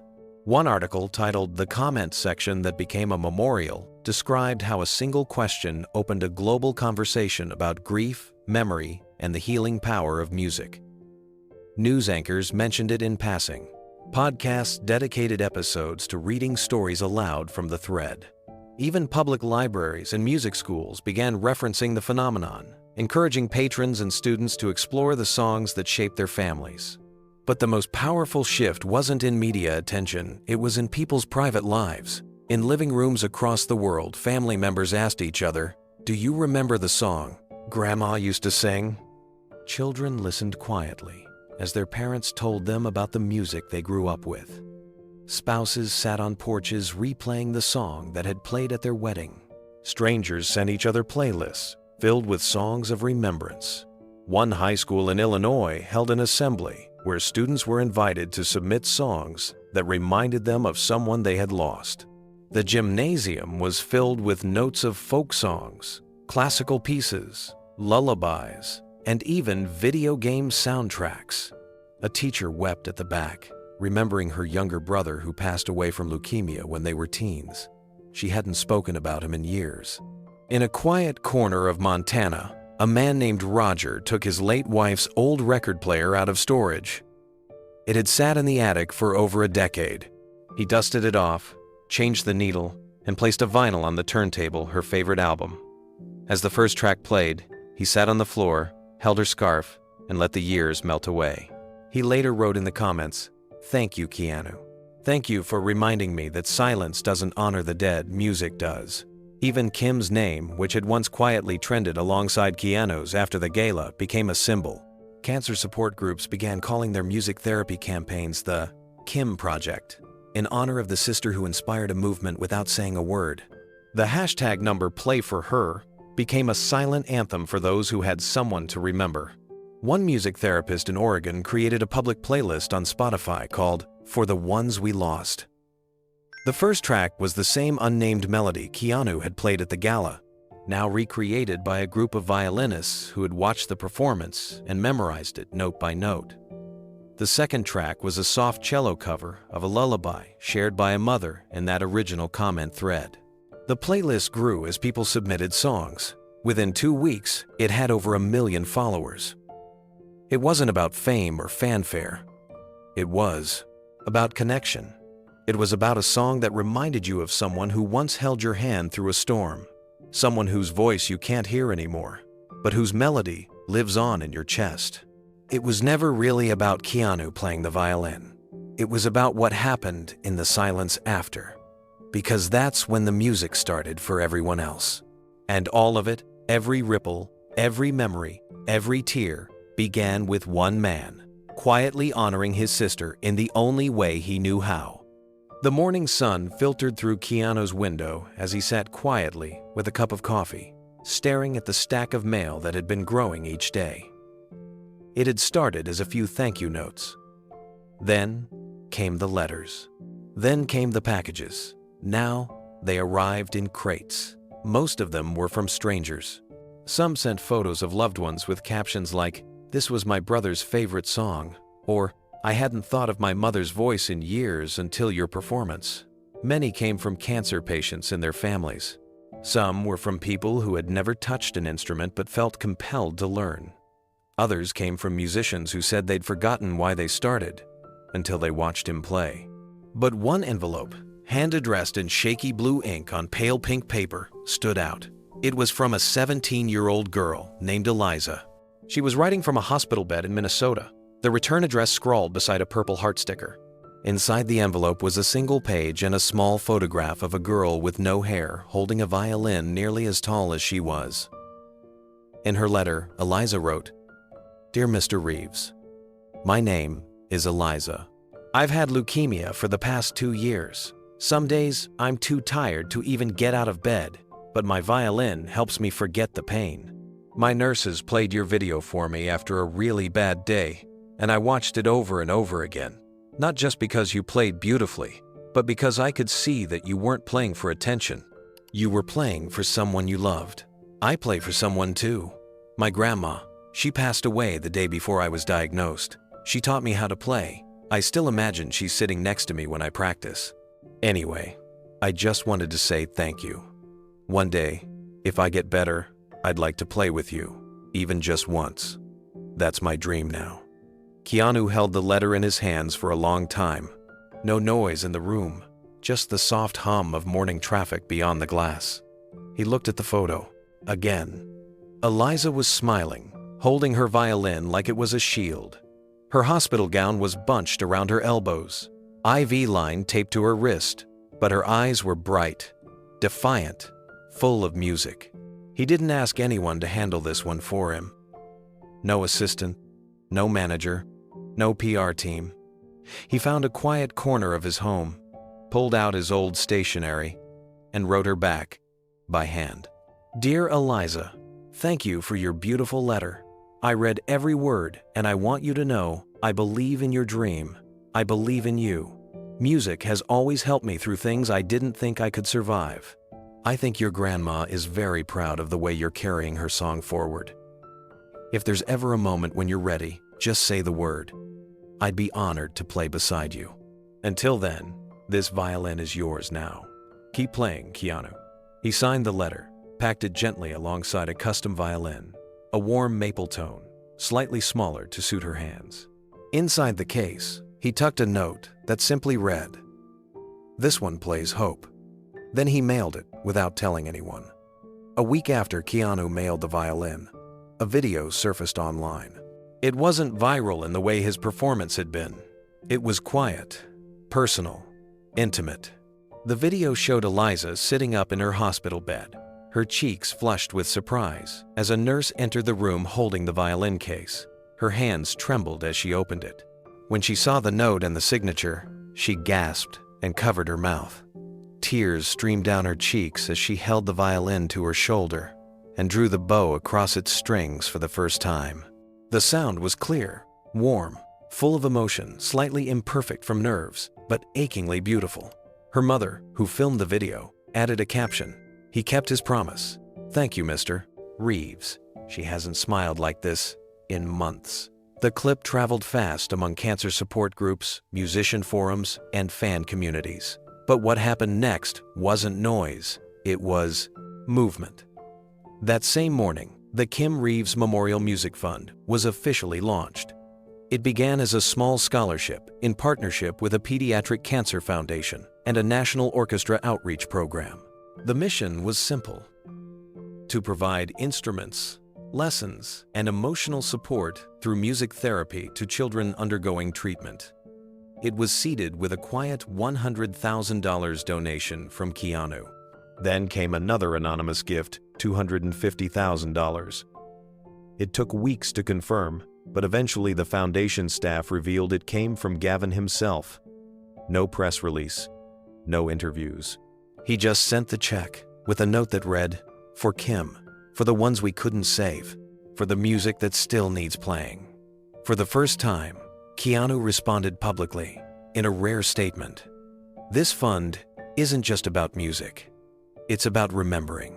It's about letting children know their stories are worth hearing, their pain is not invisible, and their strength is not forgotten. My sister believed music could hold grief without breaking. I think she was right. Within a month, over 50 children had already received instruments. Some picked up violins, others tried cello or piano, a few chose to sing. But all of them were linked by one thing: the memory of a man who didn't try to impress them, just tried to meet them where they were. One of those children was a 7-year-old named Miguel, who had lost both his parents in a car accident just before being diagnosed with leukemia. He barely spoke to anyone. But when his music therapist placed a tiny violin in his lap and told him Keanu Reeves helped make it happen, Miguel nodded, held the bow, and started to play a single note. It was scratchy, slow, but it filled the room. The therapist whispered, "Do you know what that note means?" Miguel blinked. "Hope," he said. The stories poured in. Some were shared with Keanu, most weren't. But every week, the foundation updated him with letters, drawings, and photos from the children who now felt seen. One drawing arrived on a Thursday afternoon. It was from a boy named Lucas. He'd drawn himself with long hair holding a violin, standing next to a man with a beard and kind eyes. Above their heads, in childlike handwriting, were the words, "Mr. Keanu, thank you for giving me back my song." It wasn't announced. There were no camera crews, no entourage. Just Keanu in a gray hoodie, jeans, and sneakers, walking through the automatic doors of the Children's Hospital at 9:47 a.m. on a Tuesday. The receptionist looked up and blinked. Her hand covered her mouth for a moment, but she didn't say his name. She simply smiled and nodded toward the music therapy wing. Keanu had called ahead, asking for no fanfare, no press, and no introductions, just time. Down the hallway, the walls were painted with stars and cartoon planets. Stickers of smiling moons clung to the ceiling. The door to the music room was open slightly. He could hear faint laughter, the jingling of small bells, the light tapping of a tambourine. Inside, there were about a dozen kids, ranging from toddlers to teens. Some sat in wheelchairs. Others lay in reclining chairs, blankets over their laps, IV poles beside them. There was a small keyboard in the corner, a stack of coloring books near the window, and a row of small percussion instruments along the wall. Eliza was there too. Her cheeks had filled out slightly. She wore a bandana now, soft blue with silver stars. She sat crisscrossed on a beanbag, tuning her violin. When she looked up and saw him, her eyes went wide. She didn't say a word. She just smiled. The music therapist, a soft-spoken woman named Hannah, walked over to him with careful steps. She glanced at the case in his hand. "You brought it?" He nodded. "You really don't have to." "I know," he said, "but I want to." She gestured to the middle of the room where the kids were watching curiously, whispering to each other. Keanu walked over to the same wooden chair he had used the last time he visited years ago, before the pandemic, when Kim was still fighting. That time, he had sat beside her during a fundraiser event for the hospital's cancer wing. She'd whispered, "One day, come back and just play. No stage, no lights, just play." He opened the violin case slowly. The room quieted. A nurse closed the door behind them. Another dimmed the lights. Keanu tuned the strings with deliberate care. Then he raised the bow, met the eyes of the children, and nodded once. The first note echoed like a whisper. It wasn't loud or theatrical. It was gentle, like a memory floating back into the room. The melody was the same, the one he had played at the Gala, the one that had broken the silence of a ballroom and stirred a million hearts online. But here, it felt different. Here, there were no gowns or cameras, just quiet breaths. Just children whose lives were measured in days, not decades. One little girl, with no hair, closed her eyes and leaned into her pillow. A boy, with a chest catheter, clutched his teddy bear tighter. Eliza sat up straighter and held her own violin in her lap, not playing, just listening. Halfway through the piece, Keanu's hand trembled slightly. But he didn't stop. The music carried him. When the last note faded, there was no applause, just stillness. And then, a sniffle. A nurse stepped forward and hugged him without saying a word. She pulled back and looked at him, eyes glistening. "She'd be proud of you." Keanu nodded but didn't speak. His throat was tight. He walked slowly to the window, where sunlight was beginning to break through the clouds, spilling a golden warmth across the floor. He stood there for a long time, watching the world outside, but not really seeing it. Behind him, the children were still quiet. One of the youngest, a little boy with tubes under his nose and soft curls on his head, whispered, "Was that for someone?" Keanu turned back, toward him. "Yes," he said gently. "It was for my sister."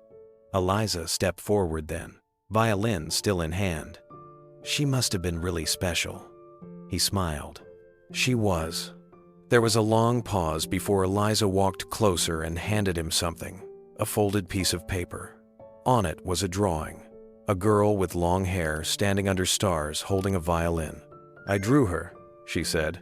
"I hope I got her right." He took it with care. His hands lingered over the paper like it was glass. "You did." A nurse helped some of the children to their feet. It was lunchtime, and they had to move slowly, but no one rushed out. They stayed for just a few more moments, glancing back at Keanu as they left, like they were leaving a sacred space. When the room had cleared, Hannah approached him again. "I think that was the first time I've seen them that quiet." He gave a small, almost embarrassed shrug. "I wasn't sure I could get through it." "You didn't just get through it. You gave them something they'll remember for the rest of their lives." Keanu looked back toward the chair where he'd played. The light now made the floor shimmer slightly, like soft reflections off water. "I think she was here." Hannah didn't question it. "I believe that." He packed the violin slowly, careful not to crease Eliza's drawing. Before he closed the case, he looked back at Hannah. "Is it okay if I leave something behind?" "Of course." He reached into the case and took out a small envelope. It was labeled with Eliza's name in careful handwriting. "It's a letter," he said, "and an invitation. A friend of mine teaches music at a camp upstate. I'd like her to go this summer. It's already arranged." Hannah took the envelope and placed her hand over her heart. "She's going to cry when she sees this." "She's already cried enough," he said softly. "Let her play now." As Keanu walked out of the music wing, the sounds of the hospital returned: footsteps, soft beeping, carts rolling past. But something felt lighter, less heavy. The grief didn't disappear. It just softened. At the exit, a janitor was wiping down the glass doors. He gave Keanu a nod. "You were that guy who played for the kids, right?" Keanu paused. "Yeah." The janitor smiled. "My niece is in there. She hasn't smiled in days." Today, she did. Keanu pressed his hand to his chest in thanks. Then he stepped outside, into the full morning sun, and closed his eyes. And for a second, he swore he could hear Kim's voice, gentle as a breeze. "Thank you." In the days after Keanu's visit to the children's hospital, something quiet but powerful began to unfold. It wasn't loud, it wasn't televised, but it spread just the same. A social media post appeared on a small hospital's community page. A parent had written it in the middle of the night, unable to sleep after what they witnessed. "I don't know who needs to hear this," it began, "but Keanu Reeves came to our hospital today. No cameras, no press. He sat with our children. He played a song that made everyone cry, including the nurses. My daughter hasn't spoken in a week. Today," she whispered, "the man with the violin made the pain go away. Whoever you are, thank you."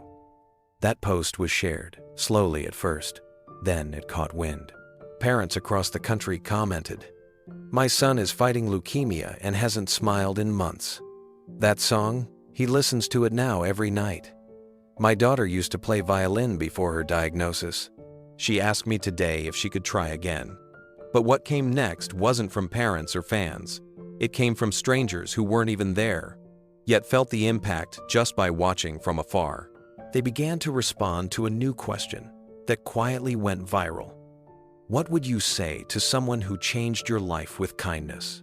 One woman from Chicago wrote, "I would tell my grandmother, who raised me when no one else wanted to, that I finally understand the love behind her silence. Thank you for every meal, every bedtime story, every no that meant you cared." A former teacher posted, "To my 5th grade student who left a note on my desk saying I saved his life, thank you. You saved mine too. That note kept me going." An EMT commented, "To the man who held my hand while I gave CPR to a child for the first time, I don't know your name, but I'll never forget your steady voice. You taught me how to stay human in the hardest moment of my life." The responses poured in, thousands, then tens of thousands. People tagging loved ones, mentors, even strangers. Some said thank you to their nurses. Others thanked bus drivers who waited.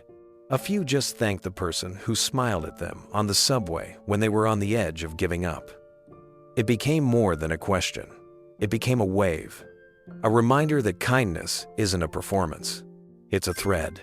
Invisible, unpaid, unseen. But it holds the world together in ways numbers and headlines never will. Keanu never acknowledged the trend publicly, but his quiet presence was behind every word, every thank you, every memory brought forward, every child who picked up a violin again, every adult who remembered the one small moment that changed everything. Somewhere in a small town in Vermont, a retired janitor named Harold sat at his kitchen table with a laptop open. He had never used social media before, but his granddaughter had shown him how to log into an account just to look around. That night, he saw the question trending across the platform. What would you say to someone who changed your life with kindness? He hesitated for a moment, his wrinkled hands hovering over the keyboard. Then he began to type. "I was the janitor at Lincoln High for 38 years. Most kids never noticed me. One day, I was cleaning up after a pep rally and found a folded piece of paper taped to my supply cart. It said, 'Thank you for keeping our school clean and safe. You matter.' That note stopped me from quitting that night. I kept it in my wallet until the paper fell apart. To whoever wrote that, you saved more than just a job. You saved me." He clicked post and closed the laptop, unsure if anyone would see it. Within hours, the post was shared across the country. News anchors read it on morning shows. Teachers printed it out and taped it in staff rooms. Students asked janitors if they could hug them. A woman in California replied to his post saying, "It was me. I taped notes on every card in the school when I was in 10th grade. I never knew if anyone read them. Now I know." The ripple effect grew stronger. One violinist who had played beside Keanu at the Gala saw the question and shared a photo of a worn violin. It was the one she'd been given in high school by a teacher who believed in her when no one else did. She'd kept it all these years. "I would tell Mr. Alvarez," she wrote, "that I now teach violin in his honor." That night with Keanu gave me the courage to finally say yes to my dream. You planted the seed, he gave it light. Thank you both. A father wrote that his son had been struggling with grief after losing his mother to cancer. After watching Keanu's violin performance, the boy asked if he could learn music, saying, "Maybe if I play good enough, Mom will hear it in heaven." Messages like these started appearing not just online, but in real life. Sticky notes on coffee shop counters with, "Thank you for showing up every morning." Chalk-written words outside apartment buildings, "You matter. Someone sees you." Taped messages on bus stops and park benches. Who changed your life with kindness? Say it. Let them know. It was never about celebrity. It wasn't about Keanu being famous or even talented with a violin. It was about a man who used a moment of grief to spark something better. Something that lived far beyond the room where he played or the applause that followed. This wasn't just a viral trend. It was a movement made of whispers, of gratitude returned, of kindness remembered, and of strangers reaching across invisible space to say, "You changed me. You probably didn't know it, but you did." And somewhere, in a quiet room with a candle burning beside a photo of Keanu Reeves, Keanu sat cross-legged on the floor, reading these messages one by one. He didn't post. He didn't reply. He just listened with his eyes and whispered, "Thank you." The sky over Los Angeles was a soft watercolor of blues and golds the evening Keanu stepped onto the quiet rooftop of his building. No red carpets, no cameras, just a view of the city breathing below, and in his hands, the old violin case. He set it down gently and opened it. Inside was the same violin he had played at the gala. He hadn't touched it since that night at the hospital when the children, some barely strong enough to smile, had sat and listened to the music he used to only play in private. He adjusted the bow, tuned a string, and stood at the edge of the rooftop, as if waiting for something invisible to signal when to begin. Then, he closed his eyes, lowered his head, and started to play. The melody wasn't loud. It wasn't even flawless. A few notes wavered in the breeze, but there was something in it that spoke louder than volume ever could. It was Kim. It was the memory of her first teaching him how to hold a bow. The way she'd tilt her head to the side when something moved her. The sound she made when she laughed through pain and refused to let the sickness take her light. He had once asked her during a hospital stay, "How do you stay so strong?" She'd replied, "It's not strength, it's grace." Now, years later, he finally understood what she meant. Grace wasn't about standing tall. It was about staying soft. Not shouting when mocked. Not hardening when misunderstood. Not fighting pain with fury, but with presence. That was the difference. Keanu had been ridiculed that night by people who saw only a headline, not a man. But instead of walking off stage or firing back, he had let the music speak. He had let Kim speak through him. And in doing so, he reminded everyone watching that silence could be powerful. That pain could be a prayer. That grief could become a gift.